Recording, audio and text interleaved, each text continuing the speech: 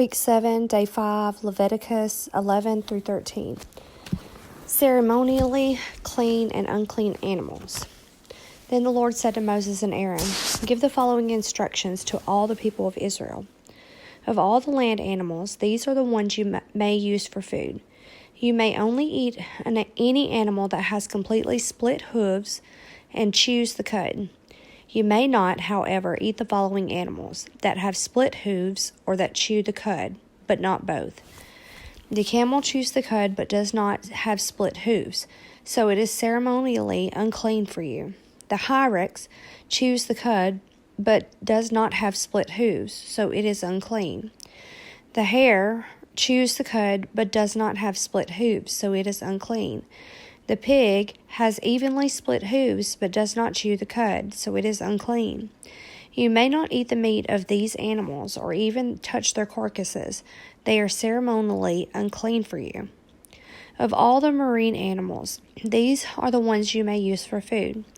You may eat anything from the water if it has both fins and scales, whether taken from salt water or from streams. But you must never eat an animal from the sea or from the rivers that do not have both fins and scales. They are detestable to you. This applies both to little creatures that live in shallow water and to all the creatures that live in the deep water. They will always be detestable to you.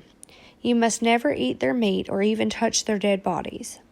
Any marine animal that does not have both fins and scales is detestable to you. These are the birds that are detestable to you. You must never eat them: the griffin vulture, the bearded vulture, the black vulture, the kite, falcons of all kinds, ravens of all kinds, the eagle owl, the short-eared owl, the seagull, hawks of all kinds, the little owl, the cormorant, the great owl, the barn owl, the desert owl, the Egyptian vulture, the stork, herons of all kinds, the hoopoe, and the bat. You must not eat winged insects that walk along the ground. They are detestable to you. You may, however, eat winged insects that walk along the ground and have jointed legs so they can jump. The insects you are permitted to eat include all kinds of locusts, bald locusts, crickets, and grasshoppers. All other winged insects that walk along the ground are detestable to you. If any of you touch their carcasses, you will be defiled until evening. If you pick up their carcasses, you must wash your clothes, and you will remain defiled until evening. Any animal that has split hooves that are not evenly divided or that does not chew the cud is unclean for you. If you touch the carcass of such an animal, you will be defiled. Of all the animals that walk on all fours, those that have paws are unclean. If you touch the carcass of such an animal, you will be defiled until evening. If you pick up his carcass, you must wash your clothes, or you will remain defiled until evening. These animals are unclean for you. Of the small animals that scurry along the ground, these are unclean for you: the mole rat, the rat, large lizards of all kinds, the gecko, the monitor lizard, the common lizard, the sand lizard, and the chameleon.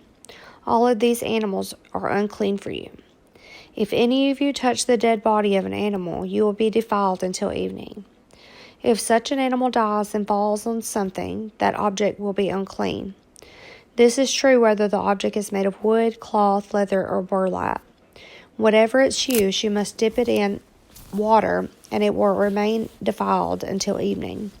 After that, it will be ceremonially clean and may be used again. If such an animal falls into a clay pot, everything in the pot will be defiled, and the pot must be smashed. If the water from such a container spills on any food, the food will be defiled, and any beverage in such a container will be defiled. Any object on which the carcass of such animal falls will be defiled. If it's an oven or hearth, it must be destroyed, for it is defiled, and you must treat it accordingly. However, if the carcasses of such animals falls into a spring or a cistern, the water will still be clean. But anyone who touches the carcass will be defiled. If the carcass falls on the seed grain to be planted on the field will still be considered clean. But if the seed is wet when the carcass falls on it, the seed will be defiled. If an animal you are permitted to eat dies, and you touch its carcass, you will be defiled until evening. If you eat any of its meat or carry away its carcass, you must wash your clothes, and you will remain defiled until evening. All small animals that scurry along the ground are detestable, and you must never eat them. This includes all animals that slither along on their bellies, as well as those with 4 legs and those with many feet. All such animals that scurry along the ground are detestable, and you must never eat them. Do not defile yourselves by touching them. You must not make yourself ceremonially unclean because of them. For I am the Lord your God. You must consecrate yourselves and be holy, because I am holy. So do not defile yourselves with any of these small animals that scurry along the ground. For I, the Lord, am the one who brought you up from the land of Egypt, that I might be your God. Therefore, you must be holy, because I am holy. These are the instructions regarding land animals, birds, marine creatures, and animals that scurry along the ground. By these instructions you will know what is unclean and clean, and which animals may be eaten and which may not be eaten. Chapter 12, Purification after Childbirth. The Lord said to Moses, "Give the following instructions to the people of Israel. If a woman becomes pregnant and gives birth to a son, she will be ceremonially unclean for 7 days, just as she is unclean during her menstrual period. On the 8th day, the boy's foreskin must be circumcised. After waiting 33 days, she will be purified from the bleeding of childbirth. During this time of purification, she must not touch anything that is set apart as holy, and she must not enter the sanctuary until her time of purification is over. If a woman gives birth to a daughter, she will be ceremonially unclean for 2 weeks, just as she is unclean during her menstrual period. After waiting 66 days, she will be purified from the bleeding of childbirth. When the time of purification is completed for either a son or a daughter, the woman must bring a 1-year-old lamb for burnt offering and a young pigeon or turtle dove for purification offering. She must bring her offerings to the priest at the entrance of the tabernacle. The priest will then present them to the Lord to purify her. Then she will be ceremonially clean again after her bleeding at childbirth. These are the instructions for a woman after the birth of a son or a daughter. If a woman cannot afford to bring a lamb, she must bring 2 turtle doves or 2 young pigeons. One will be for the burnt offering and the other for the purification offering. The priest will sacrifice them to purify her, and she will be ceremonially clean. Chapter 13, Serious Skin Diseases. The Lord said to Moses and Aaron, "If anyone has a swelling or a rash or discolored skin that might develop into a serious skin disease, that person must be brought to Aaron, the priest, or to one of his sons. The priest will examine the affected area of the skin.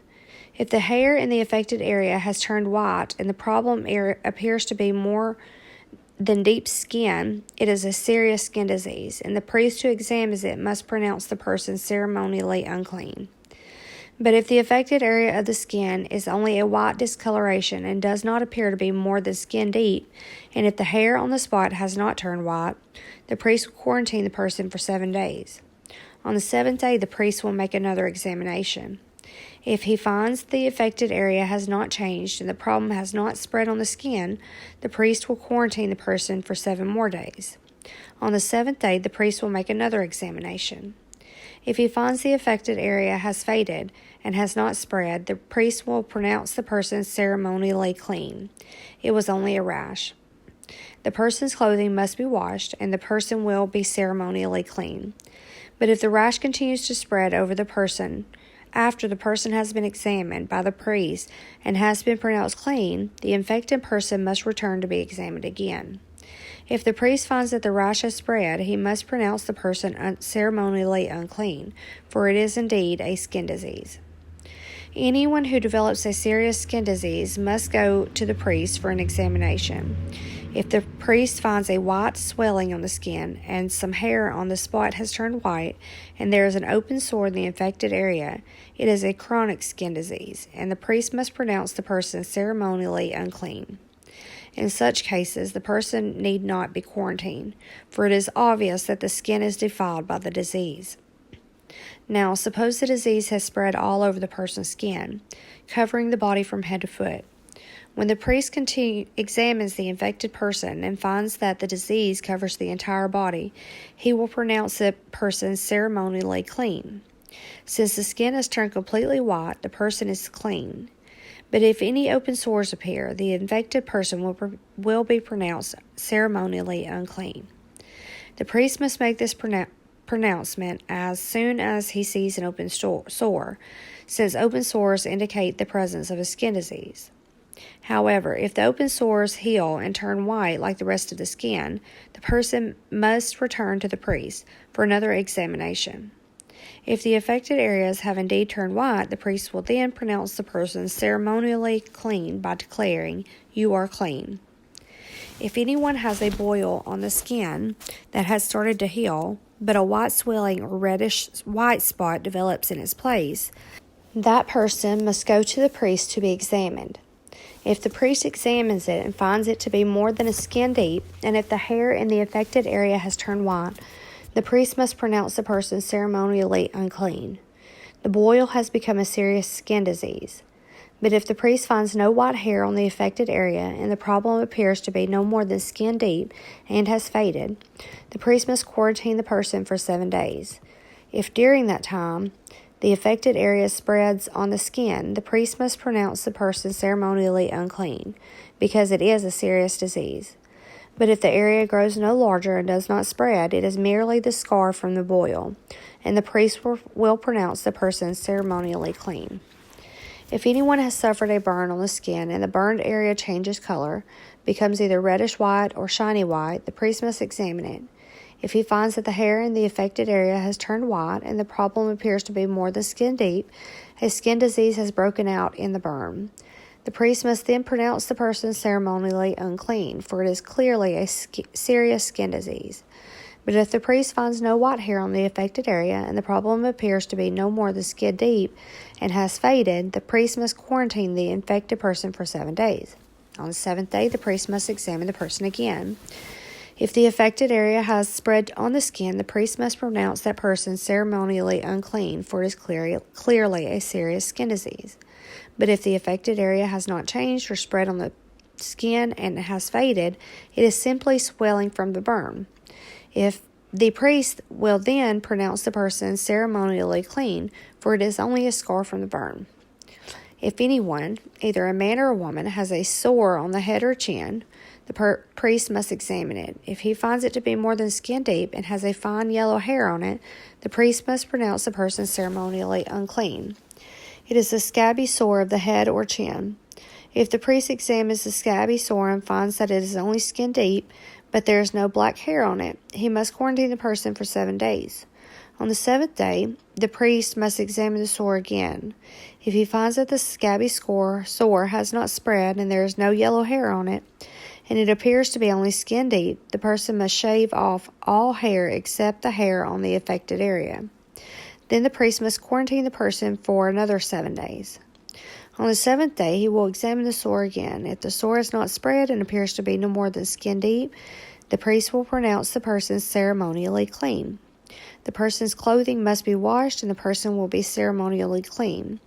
But if the scabby sore begins to spread after the person is pronounced clean, the priest must do another examination. If he finds that the sore has spread, the priest does not need to look for yellow hair. The infected person is ceremonially unclean. But if the color of the scabby sore does not change and the black hair has grown on it, it is healed.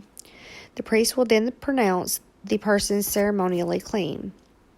If anyone, either a man or a woman, has shiny white patches on the skin, the priest must examine the affected area. If he finds that the shiny patches are only pale white, this is a harmless skin rash and the person is ceremonially clean. If a man loses his hair and his head becomes bald, he is still ceremonially clean. And if he loses hair on his forehead, he simply has a bald forehead. He is still clean. However, if a reddish white sore appears on the bald area on top of his head or on his forehead, this is a skin disease. The priest must examine him, and if he finds swelling around the reddish-white sore anywhere on the man's head and it looks like a skin disease, the man is indeed infected with a skin disease and is unclean. The priest must pronounce him ceremonially unclean because of the sore on his head.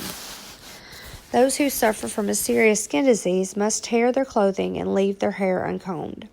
They must cover their mouth and call out, "Unclean, unclean," and as long as the serious disease lasts, they will be ceremonially unclean. They must live in isolation in their place outside of the camp.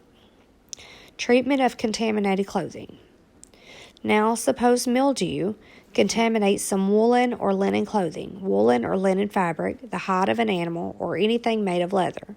If the contaminated area in the clothing, the animal hide, the fabric, or the leather article has turned greenish or reddish, it is contaminated with mildew and must be shown to the priest. After examining the affected spot, the priest will put the article in quarantine for 7 days. On the 7th day, the priest must inspect it again. If the contaminated area has spread, the clothing or fabric or leather is clearly contaminated by the serious mildew and is ceremonially unclean. The priest must burn the item, the clothing, the woolen or linen fabric, or piece of leather, for it has been contaminated by serious mildew. It must be completely destroyed by fire. But if the priest examines it and finds that the contaminated area has not spread in the clothing, the fabric, or the leather, the priest will order the object to be washed and then quarantined for 7 more days. Then the priest must examine the object again. If he finds that the contaminated area has not changed color after being washed, even if it did not spread, the object is defiled. It must be completely burned up, whether the contaminated spot is on the inside or the outside. But if the priest examines it and finds that the contaminated area has faded after being washed, he must cut the spot from the clothing, the fabric, or the leather. If the spot later reappears on the clothing, the fabric, or the leather article, the mildew is clearly spreading, and the contaminated object must be burned.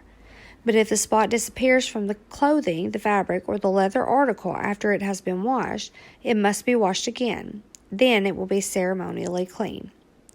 These are the instructions for dealing with mildew that contaminates woolen or linen clothing or fabric or anything made of leather. This is how the priest will determine whether these items are ceremonially clean or unclean.